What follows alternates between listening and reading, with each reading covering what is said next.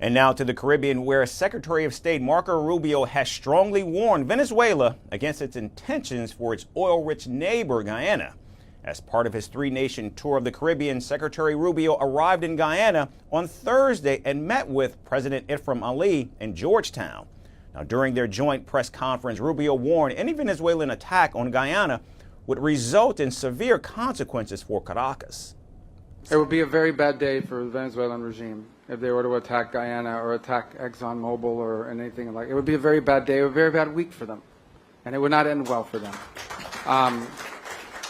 I'm not going to get into details of what we'll do. We're not big on those kinds of threats. I think everybody understands, and I want it to be clear. We've made this clear repeatedly. I think the U.S. Navy today is making it clear and demonstrating our ability to.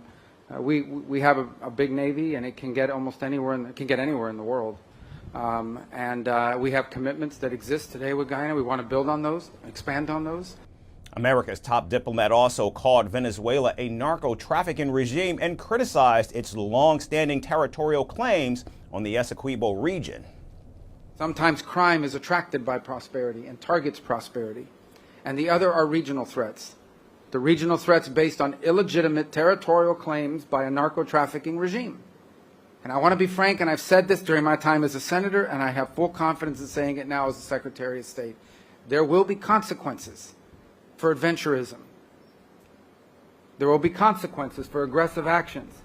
Now, both Venezuela and Guyana have been locked in a dispute over land and maritime borders for decades now. The territory in question is the Essequibo region, which accounts for 2/3 of Guyana's area, but is claimed by Venezuela. The region inhabits more than 120,000 people, is largely jungle, and has huge reserves of oil, gold, and copper. Meanwhile, in response to Rubio's latest warning, Venezuelan leader Nicolas Maduro has called Rubio an idiot, an imbecile. The idiot Marco Rubio is out there threatening Venezuela from Guyana. Imbecile, no one threatens Venezuela because this is the homeland of the liberators. This is the homeland of Bolivar, imbecile. And they say this is a regime, a dictatorship. Marco Rubio has never seen a popular assembly, has never been to a neighborhood because they are part of the corrupt Miami elite, very corrupt, who hate Venezuela. Rubio's warning came weeks after an armed Venezuelan naval vessel entered the disputed waters.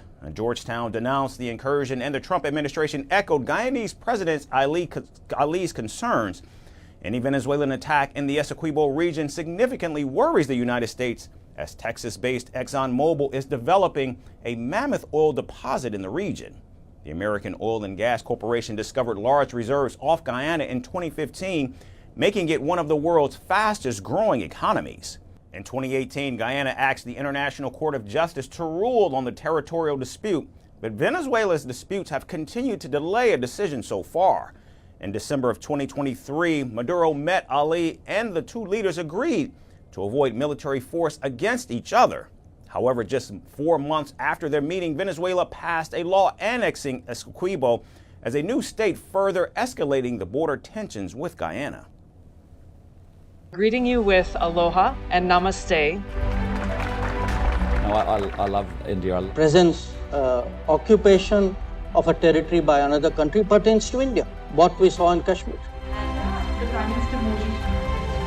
How do you see Trump's America? Yes, the current administration behaves differently from the previous administration.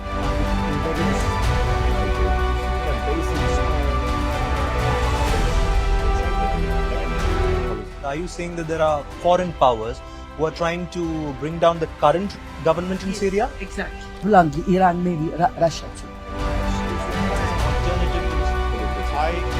Prime Minister Modi committed to South-South, cooperation.